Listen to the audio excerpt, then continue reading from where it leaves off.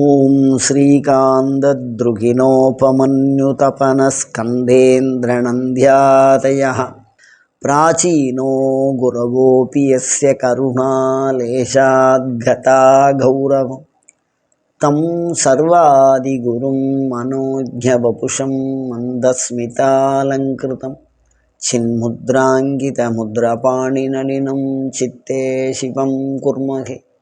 நமஸ்ததசே நமஸ்ததசஸ்பதயே நமஸ்தகீனாம் புரோகானாம் சக்ஷுஷே நமோதிவே நம பிருத்திவே நம.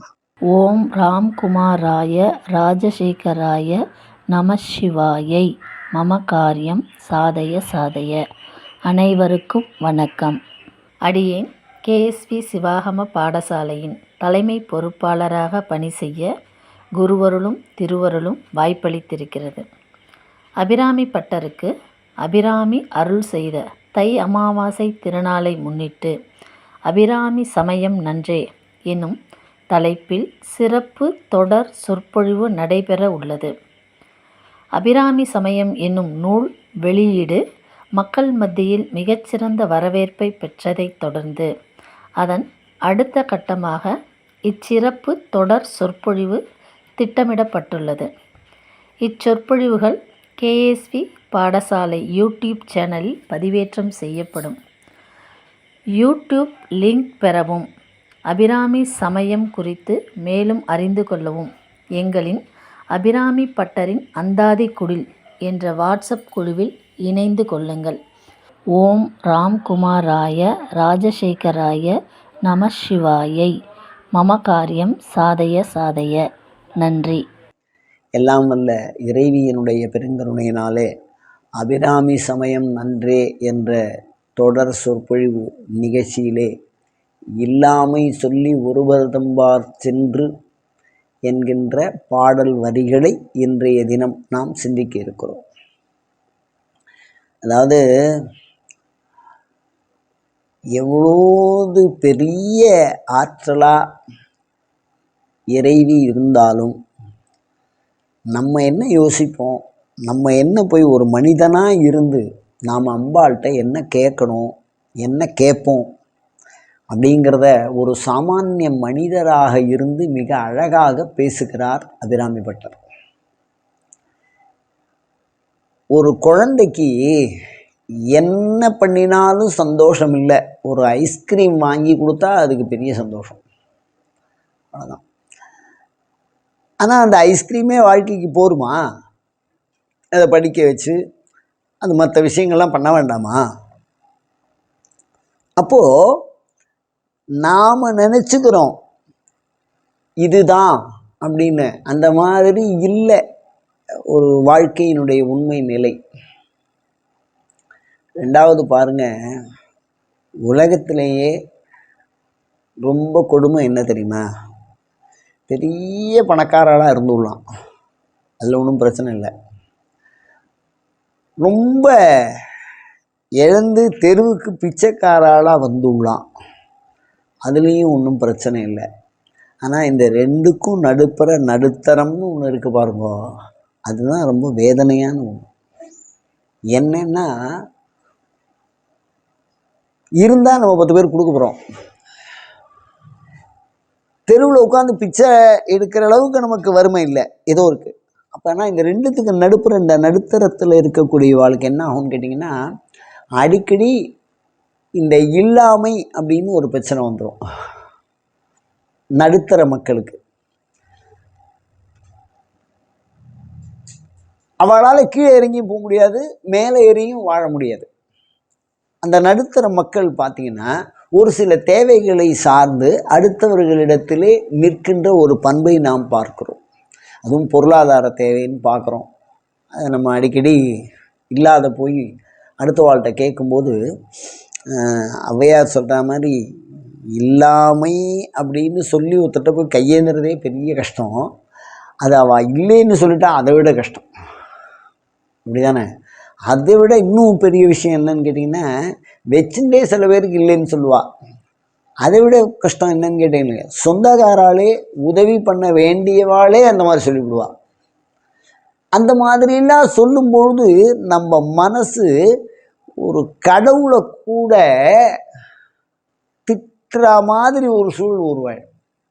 நான் யாருக்கு என்ன கஷ்டப்படுத்தினேன், இந்த மாதிரி ஒரு கொடுமையான நிலைமை, அடுத்த வாழ்கிட்ட கேட்குற மாதிரி என்னை வச்சுட்ட, அவள்கிட்ட போய் கேட்குற மாதிரி, கல்லாமை கற்ற கயவருதம்பால் அப்படின்னு சொல்லுவார். அதாவது சில பேர்கிட்ட காசு அதிகமாக இருக்கும், அவளுடைய நடவடிக்கையெல்லாம் சரியாக இருக்காது, ஆனால் அவள்கிட்ட போய் திருப்பி திருப்பி நம்ம நிற்கிற மாதிரி இருக்கும். அந்த மாதிரி அடுத்தவர்களை சார்ந்து இருக்கிற அந்த பண்பை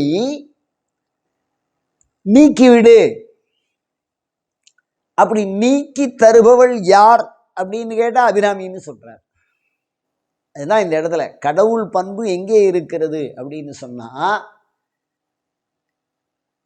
கடவுள் பண்பு இருக்கிற இடத்தில் எல்லாமே பூரணமாக நிறைந்து இருக்கிறது. பூ பூர்ணே ஜாயத்தே இது பூஜா, எல்லாமே நிறைந்திருப்பது, நிறைவுறச் செய்வது, அதுதான் பூஜை என்ன சொல்றோம். ஆனால் இல்லாமைங்கிறது ஒரு வறுமை, மிகப்பெரிய வறுமை. அந்த வறுமை வரவே கூடாது யாருக்கும். இல்லாமை இல்லாமல் போகணும். இது ஒரு விஷயம். இல்லாமை சொல்லி ஒருவர் தம்பார் சென்று இழிவுபட்டுன்னா அவ 4-5 தடவை நமக்கு இல்லைன்னு சொல்லிவிடுவா, இருந்தாலும் அவகிட்டயே போகக்கூடிய சூழல் வரும். அந்த மாதிரி நிலைமை வரவே கூடாது ஒருத்தருக்கும். அப்படி வரக்கூடாதுன்னு நீங்கள் அம்பாளை கும்பிடுங்கோ அப்படின்னு அவர் சொல்கிறார். அவர் வாழ்ந்த காலத்தில் 16 வயசில் அவருக்கு அனுகிரகம், 74 வயசு வரைக்கும் வாழ்ந்ததாக செவிவழி செய்திகளால் அறிகிறோம். அதுக்குள்ளே அவர் அனுகிரகம் வாங்கினவர்னா இந்த மாதிரி பிரச்சனையை சொல்லிட்டு எத்தனை பேர் அவரை போய் பார்த்துருப்பா. இந்த குருநாதரை, அபிராமி பட்டர்ங்கிற குருநாதரை அவர் எத்தனை பேருக்கு தீர்வு சொல்லியிருப்பார். அது மாதிரி நிறையா பேர் அவர்கிட்ட போய் வறுமையாக போய் நிற்கும் பொழுது இல்லாமை சொல்லி ஒருவர் தம்பார் சென்று இழிவுபட்டு அந்த மாதிரி ஏண்டா கேட்டு நிற்க, இதெல்லாம் இந்த மாதிரி ஒரு நிலைமை மாறணும், நீ கொடுக்குற அளவுக்கு தொலையாத நிதியம்னு சொல்லுவார் பதிகத்தில் சொல்லும்போது. தடைகள் வாராத கொடையும், அடுத்தவனுக்கு கொடுத்துட்டே இருக்கக்கூடிய செல்வம் எனக்கு மிகுந்துட்டே இருக்கணும், அந்த மாதிரி ஒரு பண்பு வரணும். அந்த மாதிரி ஒரு பண்பு உமையம்மையை வணங்கினால் வரும். அதனால தான் அது செல்லாமை அப்படின்னா, இல்லாமை, வறுமையே வரக்கூடாது. அந்த வறுமையை ஒழிவதற்கு, கடன் ஒழிவதற்கு, இல்லை என்று ஒருவரிடத்திலே செல்லாமை, நாம் செல்லாமல் இருக்கிறதுக்கு அம்பாளை கும்பிடணும்னு சொல்கிறார். அது சரி, இது புறத்தில் பொருள் இல்லாமை அந்த மாதிரி விஷயத்த சொல்கிறோம். ஆனால் அகத்தில் ஒன்றுமே இருக்கப்படாது.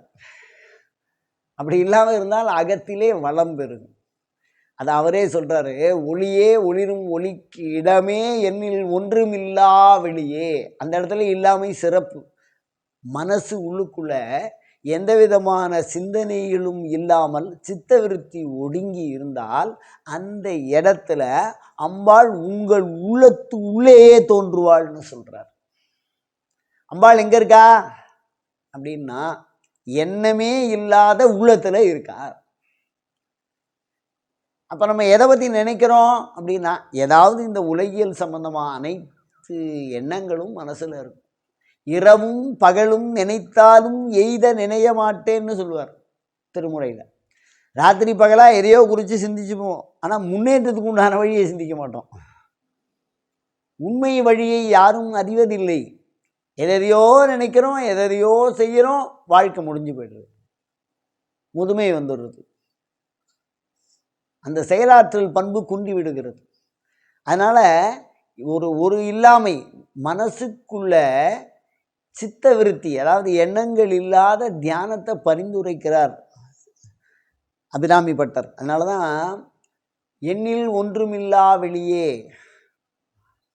எனக்குன்னு ஒரு சிந்தனை, எனக்குன்னு ஒரு செயல் எதுவுமே இல்லாமல் ஒரு 2 நிமிடம் பிரார்த்தனையின் போது கண்களை மூடி எந்த விதமான சிந்தனையும் இல்லாமல் 1 நிமிடம் இருந்தால் அந்த 1 நிமிடத்தில், அந்த 1 மாத்திரை பொழுதில் உமையம்மையினுடைய அருள் நமக்கு உள்ளே நுழைந்து விடும். பெரிய வளிமண்டலத்தில் ஒரு இடத்துல காற்று சுத்தமாக இல்லை, வெற்றிடம் இருந்ததுன்னா புயல் உருவாயிடும். அந்த மாதிரி வளிமண்டலத்திலே ஒன்றுமற்ற ஒரு இடம் எப்படி புயலை உருவாக்குகிறதோ அதே மாதிரி நம்ம உள்ளத்துக்குள்ளே ஒன்றும் எண்ணமே இல்லாமல் இருந்தோம் அப்படின்னு சொன்னால் அது இறை அருள் ஆற்றலை உள்ளே பெற்றுவிடும். அப்பொழுது உள்ளே உமையம்மை இருப்பதை நாம் பார்க்கலாம். ஒவ்வொரு உயிரின் உள்ளேயும் உமையம்மை இருக்கிறாள். அவள் எப்பொழுது வெளிப்பட்டு தோன்றுவாள்? நம் எண்ணம் ஓய்ந்து போகிற பொழுது அவள் வெளிப்பட்டு தோன்றுவாள். நாம் எண்ணம் எப்பொழுது ஓய்ந்து போகும் அப்படின்னா, எண்ணங்கள் அற்றால் ஓய்ந்து போகும்னா, எண்ணங்கள் அறச் செய்வதற்கு என்ன வழின்னா மந்திரத்தை சொல்லிகிட்டே இருக்கணும். மந்திரத்தை சொன்னால் என்ன ஆகும்னா, கை காலெலாம் ஒரே இடத்துல வச்சுருந்தா, அசையாமல் வச்சுருந்தா மரத்து போகிற மாதிரி ஒரே மந்திரத்தை தொடர்ந்து சொல்லிகிட்டே இருக்கணும்னு வச்சுங்களேன். அது பலன் தருதோ தரலையோ, சிந்திக்கிறோமோ சிந்திக்கலையோ, சொல்லிகிட்டே இருந்தால் திடீர்னு ஒரு நாள் மரத்து போயிடும். எப்படி கையை அசையாமல் வச்சுருந்தா மரத்துக்கு போகிறதோ அந்த மாதிரி மந்திரம் சொன்னால் உள்ளம் மரத்து போயிடும். அந்த மரத்தை ஒரு வினாடியிலே உள்ளிருந்து ஒரு ஒளி தோன்றும். அந்த உள்ளிலிருந்து தோன்றுகிற ஒளியை தான் அந்த இல்லாமையை சொல்கிறார் சிறப்பாக. அதே மாதிரி இன்னொரு குணம், நெஞ்சில் வஞ்சம் இல்லா அப்படின்னு சொல்கிறார்.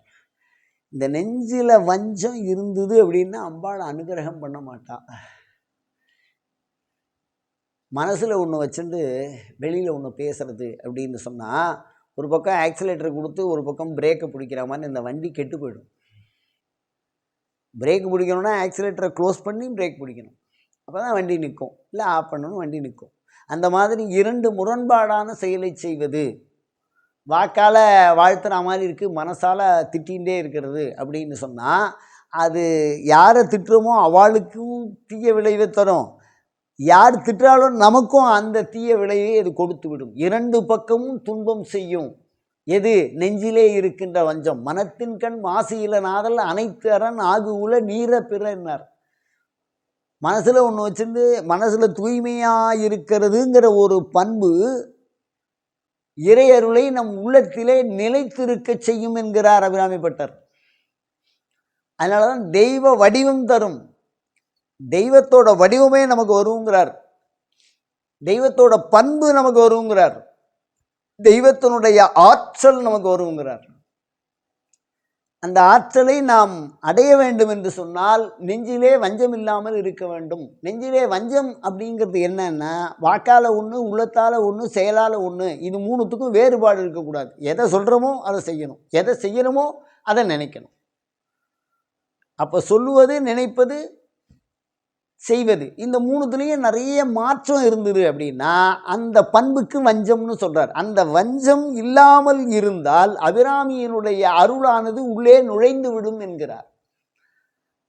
நமக்கு ஒரு பாயிண்ட் சொல்லி கொடுக்குறார், ஒரு வழியை சொல்லி கொடுக்குறார். இந்த வழிக்குள்ளே நீங்கள் நுழைஞ்சேன்னா அபிராமியை சீக்கிரமாக அந்த அருளை பெற்றுவிடலாம் அப்படின்னு சொல்கிறார். அதனால் நம்ம வாக்குனால சத்தியத்தையும், செயல்னால் என்ன சொல்கிறோமோ அதை செய்யலையும், மனசுலையும் அதை நினைக்கணும்னு சொல்கிறேன். அது மூணுத்துக்கும் ஒரு நேர்கோடு, ஒரு ஒற்றுமை வர வேண்டும். அப்படி ஒற்றுமை வரும் பட்சத்தில் இறையருளானது எளிமையாக நம்மை நாடி வந்துவிடும். அபிராமி நம்மை நோக்கி வந்து விடுவாள். அதனால் மனதில் இருக்கக்கூடிய வஞ்சம் யாரால் போகும்? அதெல்லாம் இருக்குது சாமி, அதெல்லாம் நம்ம போக்கிக்கிறதுக்கு வழி இல்லை, யாரை நினச்சா போட்டுவான்னா. அதனால் அழுக்கையெல்லாம் நின் அருட்புணலால் துடைத்தனை நெஞ்சத்து அழுக்கையெல்லாம். அம்பாள்கிட்ட என்ன கேட்கணும்னு ஒரு சொல்லி கொடுக்குறாரு பாருங்க. என்னுடைய மனசில் நெஞ்சத்தில் நிறைய அழுக்கு இருக்குது, அதை உன்னுடைய அருளாகிற நீரை கொண்டு துடைத்து விடு. டைல்ஸை நம்ம சுத்தமாக துடைக்கிற மாதிரி உள்ளத்தை சுத்தமாக துடைச்சி இங்கே இருந்துடு அப்படின்னு அம்பாளை பிரார்த்தனை பண்ணுறார். அதனால் ஒரு இல்லாமை வறுமையை தரும், ஒரு இல்லாமை ஞானத்தை தரும், ஒரு இல்லாமை நல்ல வாழ்க்கையை தரும், இறையருளை நம்மிடத்தில் கொண்டு வரும் என்று சொல்லுகிறார். அதை செய்து இறையருளை பெற பிரார்த்திப்போமாக. அயம் தர்மஹா உத்தரோத்தராபிவிருத்திரஸ்து.